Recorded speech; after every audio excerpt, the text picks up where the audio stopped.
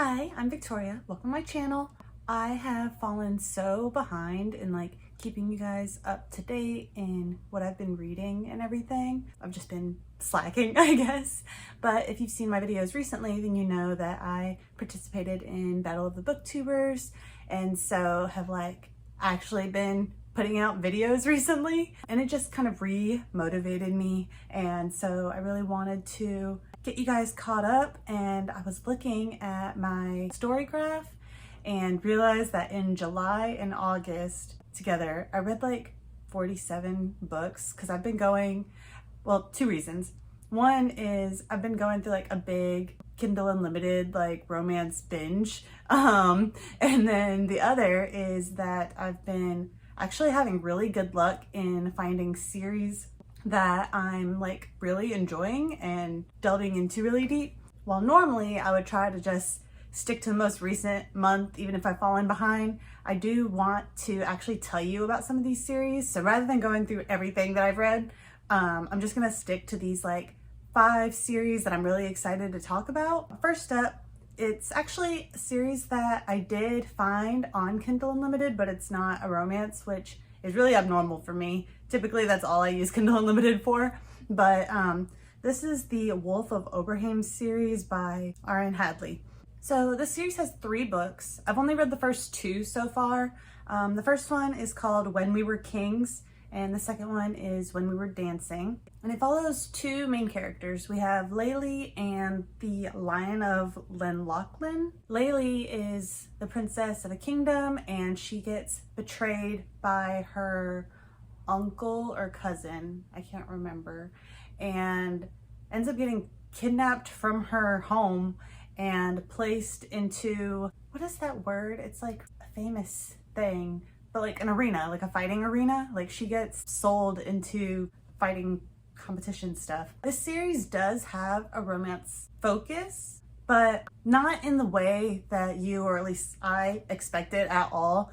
In these 2 books, I think they kiss twice throughout that or something. It's a very, very slow burn. The first book is her in this arena, and basically the whole thing is her trying to survive. The second book gets more political and stuff, but this first book is basically fighting.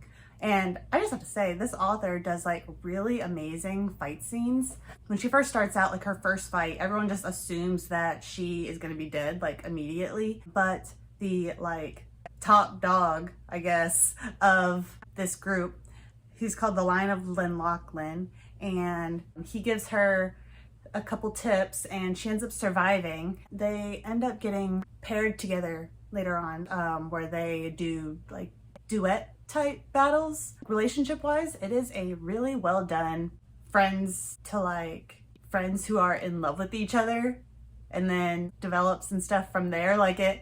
It's not any type of rushed. It was very heartwarming how much they grew to trust and depend on each other in battle, but also outside of it and everything. They truly develop an amazing friendship. The one thing that I would say is a negative for this series is where in the romance it's a positive how slow things go, at least for me.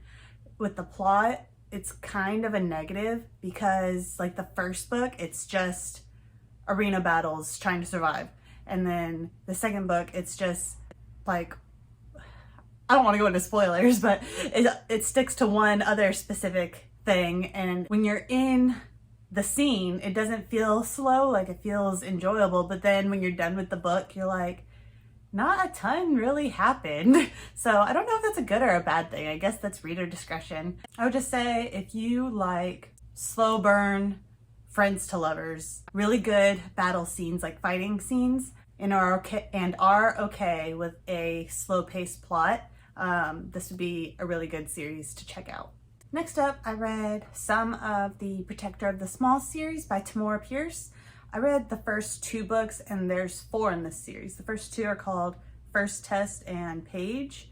So I have read the Song of the Lioness Quartet and 2 other first books in series, but those ones I wasn't quite feeling. This one, however, I am really, really enjoying. This is probably the strongest writing of hers that I've seen so far, where in the Song of the Lioness Quartet, it's following, like, the story is about like the first female knight, right? This series is about the first female knight that's like above board, you know, like she's not having to pretend to be a boy or anything to join like the training and stuff.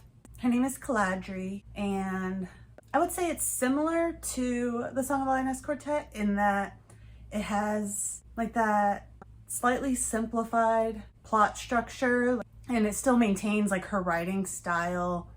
But I had such a better time with this series, even though I did love that one. And I think it's because it feels like her writing style with the series is like more modernized. Maybe like the pace is quicker and it feels like a little bit more personal, or like you feel more personality from the characters, I guess. I just always feel a little bit distanced from like older writing styles like that. Yeah, I just grabbed the first book from the Song of the Lioness Quartet, and because I always get in my head like, what if I'm wrong and I'm just imagining that it's an older writing style? But yeah, the first book in this series was first written in 1983, and I don't own First Test yet. I do plan to own it. I'm pretty sure I want to finish the series first to make sure, but from reading it, I would guess that it's much more recent. And you can really tell. I don't want to say too much about the plot because it is similar to Song of the Lioness, where the setup of the series is about like their journey to knighthood and stuff. But obviously they have like their personal struggles. But I do think I enjoyed Caladri's personality a little bit more than Alana's. Not that either one was bad, but I just found Caladri's I found it like a little bit more interesting. I think it's because she, rather than just being like a noble's daughter, she, well, is a noble's daughter, but she came from a kingdom where their women are like more military focused. And so she already had some training.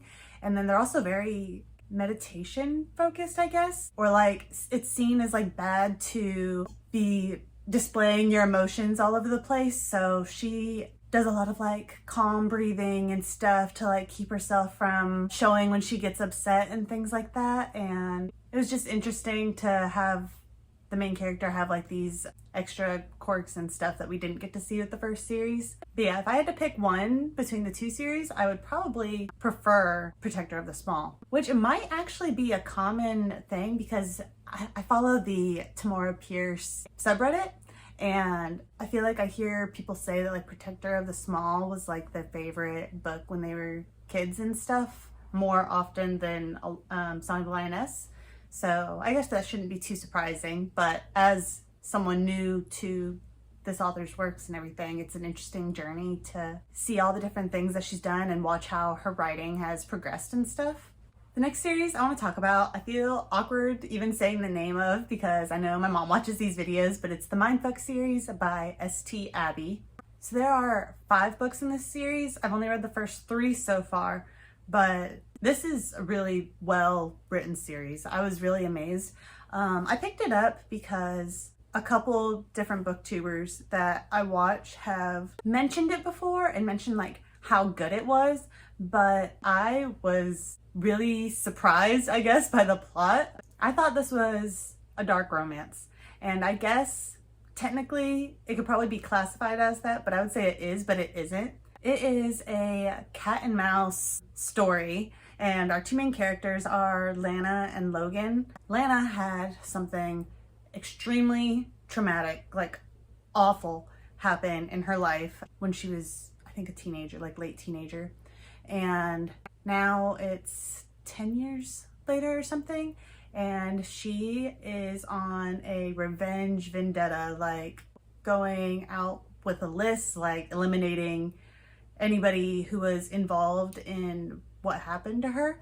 And Logan is an FBI agent who is on the case hunting down this serial killer. These 2 characters meet and they end up really forming like a really sweet romance. Like the relationship itself is not a dark romance, but they don't know each other's secrets. So it's just really, it's fun, but also like nerve-wracking to see how like they are out like trying to outsmart each other without realizing who they're outsmarting and everything. Oh, my bad. She does know that he's an FBI agent, but also like she has told him, you know, don't tell me anything about like your cases and stuff. She's not in the relationship to manipulate him to avoid him finding her like out doing what she's doing, you know? But yeah, I love this series. I need to continue it. I just haven't gotten around to it yet, but I really liked the relationship and the characters were not like dumb, you know, which I feel like, especially in dark romance thrillery type books, I feel like at least one of the main characters can be really dumb a lot of the times, you know? And I didn't have that issue with this series. And I also liked it because her feelings were like completely understandable to me. Like sometimes when characters are very like revenge focused, I'm like, you need to move on, which might be bad on my part, but in this one, it was nice for me to get to feel like, yeah, kill them, you know? I would definitely check out Trigger Warnings, not related to the romance, but just the other aspects of the story, you know? These next two series I actually mentioned in my mid-year book freakout tag video, but I just really have loved them, so I wanted to be able to like actually tell you guys what they're about rather than just saying, yeah, I love these books, you know?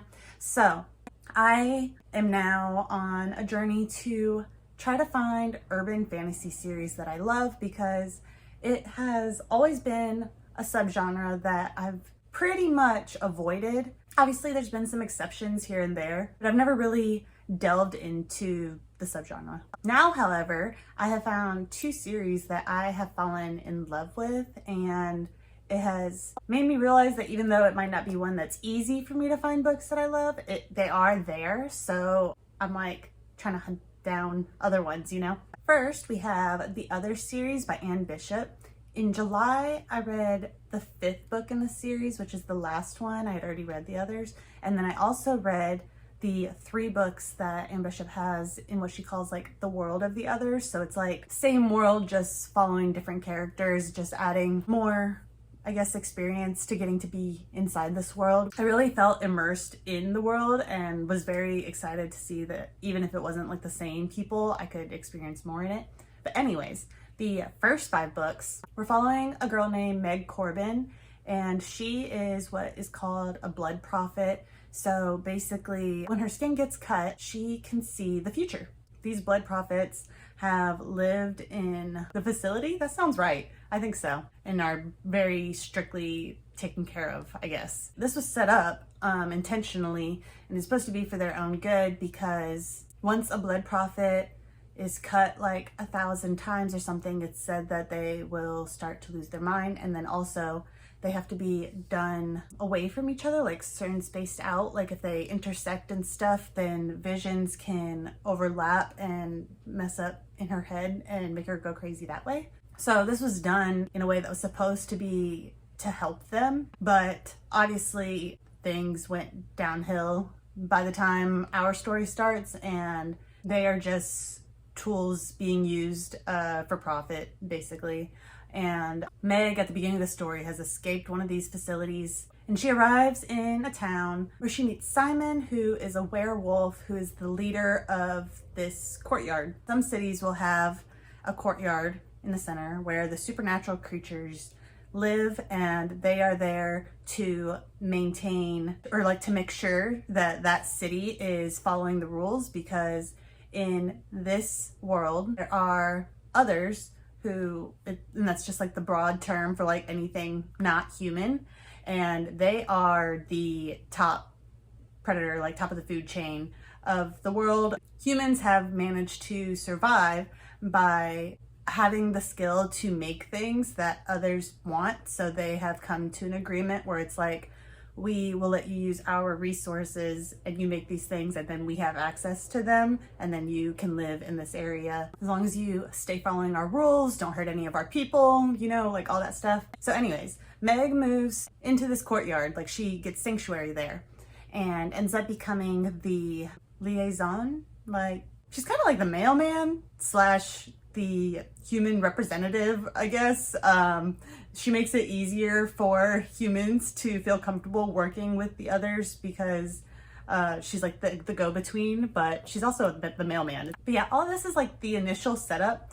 And then we have a group of humans that have decided that humans are actually the top of the food chain and are rebelling. This story is interesting to me because in most fantasy books you read, when you see this happen, normally you're just following the human perspective, and so it's like it feels validated and like hopeful and you want them to win and everything. And then this story just like completely turned that on its head because you are following humans, but you're also following the others, and like it was their home first, but it just doesn't have the same feeling in the story at all. These people just seem like stupid and don't care about their fellow men. Like they act like they do, but all they're doing is causing harm and everything. It was really interesting to see like that swap in narrative, I guess. Yeah, so this story is like very political, and there are like quite a bit of fight scenes. So I would say those are like two strengths action-y wise, like of things happening. And then I would say one of its biggest strengths is just the world building, like everyday life, immersiveness. It's the only urban fantasy I feel like I've read where I felt like that could be life, like it could be how things are, you know? It had a very, I don't know if cozy isn't the right word. It's definitely not cozy, but like a very day-to-day feel. It would just talk about very realistic problems that would happen. Like if something is going on in one city and things go bad, and that city has like the factory that produces toilet paper or something, then you know you need to like be careful with like how you're being with the toilet paper until things get up and running again, you know? So yeah, I felt really like sucked into this world. The romance in this series, I absolutely love it, but it's also barely a romance. It is the slowest burn thing that I've ever read that could be considered a romance. And yet at the same time, you feel the relationship between them grow like really strong and solid, but also don't get the feelings between them grow not in a like, oh, I want to kiss them type way, but like grow in a we are family way, if that makes sense.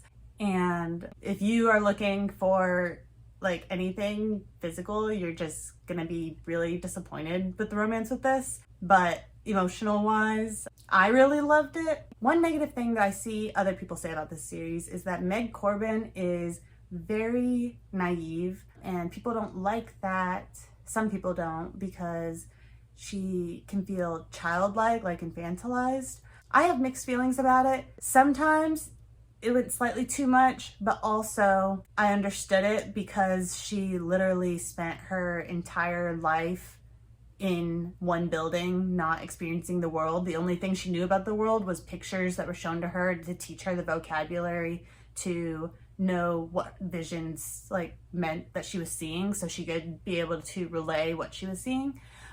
So when she leaves the facility, she is like a child, you know? So some people don't like that. It did not bother me like it has others. Is not triggered by depictions of self-harm like that.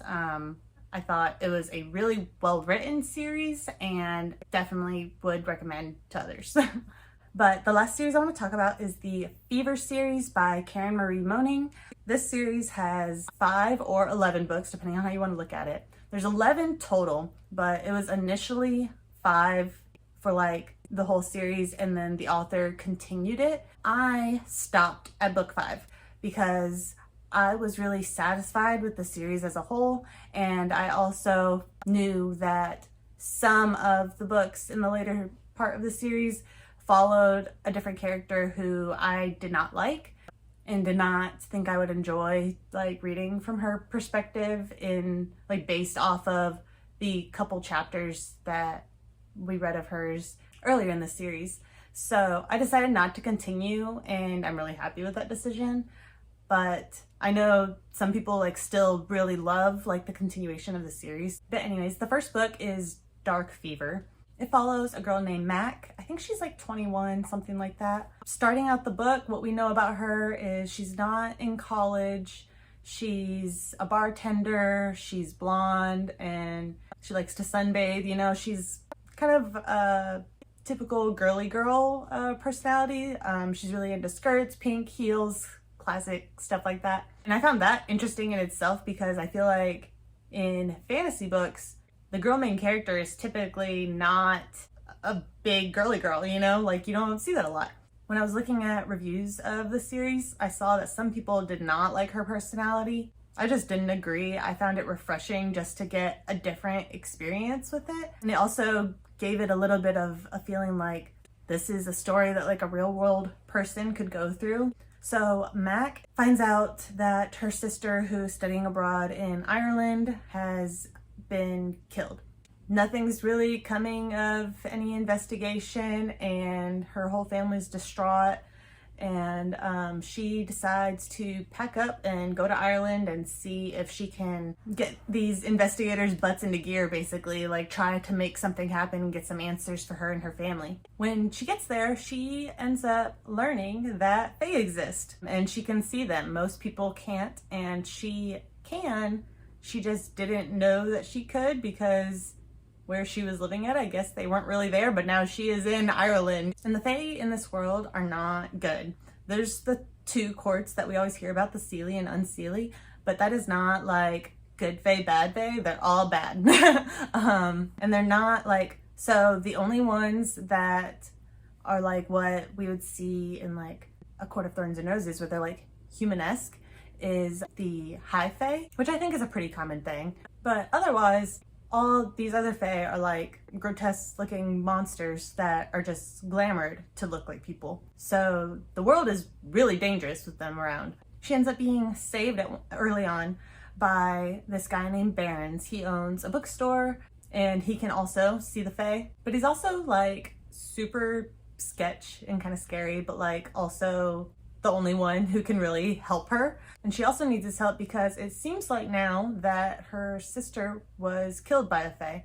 But I like the story because I liked Mac's personality. I thought Barons was hot. The story was like fast paced in like multiple ways. Like it was like a little bit drama-y, but like also a lot going on. I really liked the dark, scary Fae aspect and the Ireland setting. The one thing that would be the downside to me for this story, that was like, so when I was reading this story, it was like a perfect story to me until I think it was in book 4 I started to have an issue where there was two things that came into the story that were brought up in ways that it was like supposed to be known. I won't go into what they are just to be safe, but there was two things that were treated as if we should already know these things, and unless I just skipped over it because it was so subtly done, I don't think so, but I feel like it just came out of nowhere. And I think that was the author developing the plot maybe a little bit as she went at that point and added that to like add a little bit of consistency, but it didn't work for me. They were really small things, so I would not have that deter you from the series if that sounds upsetting to you. It did bother me a little bit, but not enough to say that it was like a bad series. I still loved the series. Now, the one thing that might like really deter you is the thing that I will talk about as the trigger warning. So the High Fae in this world, they have a natural, I guess, sex appeal that humans cannot handle. And so basically when they're around, humans are like completely susceptible to them. And when you read the first book, it seems like the author is making light of something that is very creepy. I would say if you can, to keep going, because she's not. It's just the main character's perception of things when she's facing like so much scary monsters that she's having to fight and stuff. Meeting like a hot guy who does that to her pisses her off, but isn't treated like as big of a thing. That does not stay the case. And So the other thing I would say is in a later book, I can't remember exactly which one, there is essay. It does not go on for a long time, but it is something to know about. It was definitely hard to read for that part, but I don't think it was super detailed if I remember correctly. But yeah, so if that's something that like you can't handle seeing in books, definitely don't. I wouldn't even pick up this series because it's not like you would just want to read a couple books in a series and then, you know, or I guess you could skip that part as long as you're okay with like hearing mentions of it later or something. But yeah, overall, I would say fun characters, really interesting world and depiction of Fae, and good pacing in my opinion.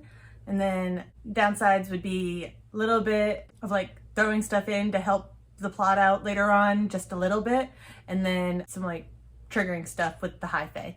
But I would still recommend it if that's something you can handle, for sure. I really enjoyed this series.